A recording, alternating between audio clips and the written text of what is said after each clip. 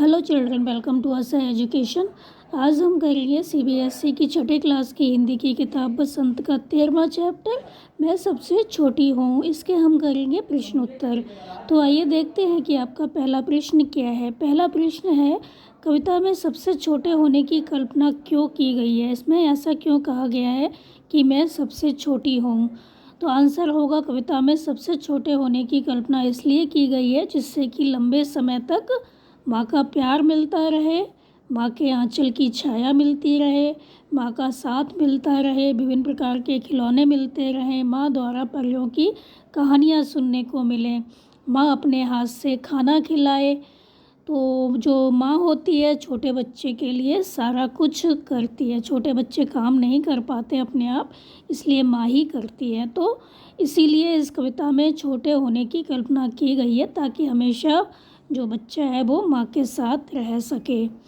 आपका अगला प्रश्न है, कविता में ऐसी बड़ी ना होऊं मैं क्यों कहा गया है। क्या तुम भी हमेशा छोटे बने रहना पसंद करोगे। तो इस कविता में ऐसा क्यों कहा गया है कि ऐसी बड़ी ना होऊं मैं, हमेशा छोटे रहने की कल्पना की गई है। तो आंसर होगा कि इस कविता में एक बच्ची छोटे रहकर माँ के साथ रहना पसंद करती है। वह ऐसी बड़ी बनना पसंद नहीं करती जिससे वह माँ का प्यार दुलार ना पा सके। तो जब बच्चे बड़े हो जाते हैं तो अपना काम खुद कर सकते हैं। तो जो माँ होती है वो छोटे बच्चों पर ज़्यादा ध्यान देती है। तो बड़े बच्चों को ऐसा लगता है कि जो माँ है वो छोटे बच्चों को ज़्यादा चाहती हैं। तो वो अपने माँ का जो प्यार है दुलार है वो खोना नहीं चाहती बड़े बनकर। तो बड़ी बनकर वह माँ के प्यार को खोना नहीं चाहती। पर असलियत में ऐसा नहीं होता कि जो माँ है वो बड़े बच्चों को प्यार नहीं करती। उसको पता है कि जो बड़ा बच्चा है वो तो अपने काम खुद ही कर लेगा, तो वो छोटे बच्चों पर ज़्यादा ध्यान देती है। इसलिए इस कविता में ऐसी बड़ी ना होऊं मैं की कल्पना की गई है, क्योंकि बच्चे इस बात को नहीं समझते। तो हाँ, मैं भी हमेशा छोटे रहना पसंद करूँगी ताकि मुझे हमेशा माँ का साथ मिलता रहे। फिर है, आशय स्पष्ट करो, हाथ पकड़ फिर सदा हमारे साथ नहीं फिरती दिन रात। तो इसका क्या आशय है, क्या अर्थ है। तो इस कविता का आशय यह है कि बच्ची अपनी माँ की सबसे छोटी संतान बनकर रहना चाहती है, क्योंकि बड़े हो जाने पर उसका साथ जो है वो माँ से छूट जाता है, क्योंकि माँ उस पर इतना ध्यान नहीं देती, क्योंकि वे बड़े बच्चे होते हैं, वो अपना काम खुद कर सकते हैं। तो जिस तरह छोटे रहने पर माँ हमेशा बच्ची के साथ रहकर समय तथा प्यार देती थी, वैसा अब नहीं करती। वह हमेशा माँ का साथ चाहती है। तो हाथ पकड़ फिर सदा हमारे साथ नहीं फिरती दिन रात। तो बड़े होने पर जो माँ है वो हमेशा हमारा हाथ पकड़कर हमारे साथ दिन रात नहीं घूमती है। फिर आपका अगला प्रश्न है, अपने छुटपन में बच्चे अपने माँ के बहुत करीब होते हैं। इस कविता में नज़दीकी की कौन कौन सी स्थितियाँ बताई गई हैं। तो जब हम छोटे होते हैं तो हम अपने माँ के बहुत करीब होते हैं। माँ हमेशा हमको अपने साथ ही रखती है। तो इस कविता में जो नज़दीकी है उसकी कौन कौन सी स्थितियाँ बताई गई हैं। तो उत्तर होगा कि माँ की गोदी में सोना और परियों की कहानियाँ सुनना, उसका आँचल पकड़कर चलना, उसके हाथों से खाना खाना, उसके हाथों से सजना संवरना, उससे कहानियाँ सुनना परियों की। ये सारी जो चीज़ें हैं वो इस कविता में नज़दीकी की स्थितियाँ बताती हैं कि जो बच्चे होते हैं वो माँ के कितने नज़दीक होते हैं। फिर आपका अगला प्रश्न है, तुम्हारी माँ तुम लोगों के लिए क्या क्या काम करती है। तो आंसर होगा, हमारे लिए माँ बहुत से काम करती है। तो माँ हमारे लिए निम्नलिखित काम करती है, जैसे कि वो हमें नहलाती है, धुलाती है, तैयार करती है, हमें खाना खिलाती है, खाना खिलाने के बाद हमारे मुंह को धोती है, धूल आदि पहुँचकर हमें सजाती संवारती है, वह हमें परियों की कहानी सुनाती है और हमारी जो भी ज़रूरत होती है उसका ध्यान रखती है, अच्छी बातें सिखाती है, जो स्कूल में हमें काम मिलता है वो करवाती है, गृह कार्य करवाती है। वो हमें कभी भी अपने से अलग नहीं करती। वह दिन रात हमें अपने साथ लिए फिरती है, वह हमें प्यार से अपनी गोदी में सुलाती है। तो जो माँ होती है वो हमेशा क्या करती है, जो छोटे बच्चे होते हैं उनका बहुत ध्यान रखती है, क्योंकि वह अपने आप को जो काम है वो नहीं कर पाते। तो इस तरह से जो माँ है वो ये सारे काम करती है। फिर आपका अगला प्रश्न है, यह क्यों कहा गया है कि बड़ा बनाकर माँ बच्चे को छलती है।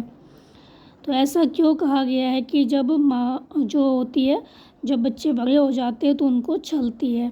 तो आंसर होगा, माँ जब बच्चों को बड़ा बना देती है तब उसका साथ छोड़कर वो अपने कामों में लग जाती है, क्योंकि उसको पता है बच्चे बड़े हो गए, अपने काम खुद कर सकते हैं। तब वह उसे ना तो नहलाती है, ना धुलाती है, ना अपने हाथ से खाना खिलाती है, ना परियों की कहानी सुनाती है, उसे खेलने के लिए वो खिलौने भी नहीं देती। तब बच्चों को लगता है कि बड़ा होने पर माँ उसे छलती है। फिर आपका अगला प्रश्न है, उन क्रियाओं को गिनाओ जो इसे कविता में माँ अपनी बच्ची या बच्चे के लिए करती है। तो कौन कौन से काम हैं? तो माँ अपने बच्चे को गोदी में सुलाती है, आंचल पकड़वा कर साथ साथ रखती है, खाना खिलाती है, नहलाती है, धुलाती है, सजाती है, संवारती है, खिलौने देती है, स्कूल भेजती है, परियों की कहानियाँ सुनाती है, अच्छी अच्छी बातें सिखाती है और पढ़ाती है। तो ये क्वेश्चन जो पहले बताया था वो सेम है, एक जैसा आंसर होगा इनका। आगे आपका जो प्रश्न है, इस कविता के अंत में कवि माँ से चंद्रोदय दिखा देने के लिए क्यों कह रहा है? चाँद के उदित होने की कल्पना करो, अपनी कक्षा में बताओ। तो आंसर होता है इसका कि बच्चों को चाँद को उदित होते देखना अत्यंत रोचक लगता है। जो बच्चे होते हैं उनको चाँद का उदय होते हुए देखना, चाँद का निकलते हुए देखना बहुत अच्छा लगता है। तो वे अक्सर माता पिता से चाँद को देखने या उसे हाथ में लेने की जिद करते हैं। इसलिए कविता में कवि ने चंद्रोदय दिखाने की बात कही है। चंद्रोदय का दृश्य जो होता है बहुत ही सुहाना लगता है। चाँद जब उदित होता है तो बहुत ही सुंदर लगता है। चाँदनी रात बहुत ही शीतल लगती है, जो आँखों और हृदय को ठंडक पहुँचाती है। आपका अगला प्रश्न है, इस कविता को पढ़ने के बाद एक बच्ची और उसकी माँ का चित्र तुम्हारे मन में उभरता है। वह बच्ची और क्या क्या कहती होगी, क्या क्या करती होगी, कल्पना करके एक कहानी बनाओ।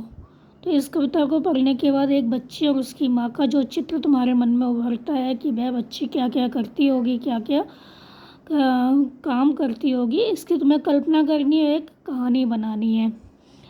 तो जो बच्ची है वो दिन भर माँ के साथ उसके आगे पीछे घूमती होगी। वह माँ के साथ रसोई में, बैठक में और शयनागार में और छत पर जाती होगी। वह एक मिनट भी चुप नहीं बैठती होगी। कई तरह के सवाल वो माँ से पूछती होगी कि माँ तुम क्या कर रही हो, तुम क्या बना रही हो, माँ ये क्या है, माँ ये कैसे होता है।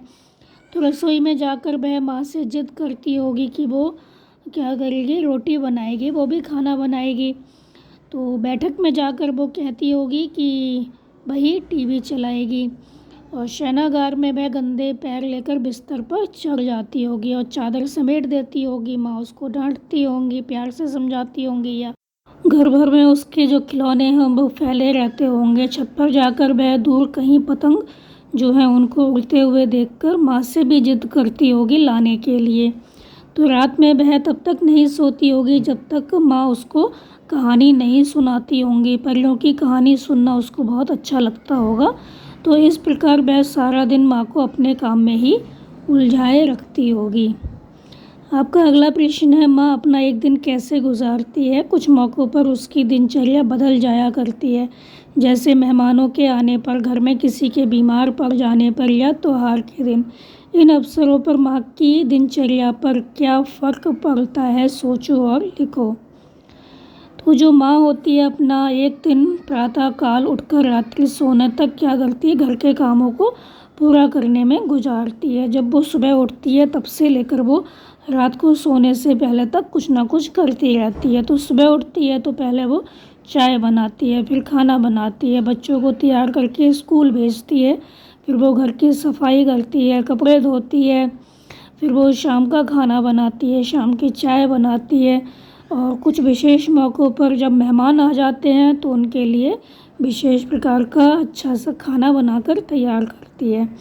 और मेहमान के रहने का, ठहरने का वो प्रबंध करती है कि मेहमान कहाँ पर ठहरेंगे, मेहमान कहाँ पर विश्राम करेंगे। तो मेहमान के विश्राम का भी वो प्रबंध करती है। तो इसी प्रकार किसी के बीमार होने पर वो क्या करती है, बीमार व्यक्ति की बहुत अच्छे से देख रेख करती है और त्यौहार के दिनों में भी वो त्यौहार की तैयारी करती है पूरी निष्ठा से, पकवान बनाती है, पूजा की जो थाली है उसको सजाती है, पूजा व विशेष भोजन का उसको प्रबंध करना होता है। इस तरह विशेष अवसरों पर माँ की जो दिनचर्या होती है उसमें कुछ परिवर्तन आ जाता है।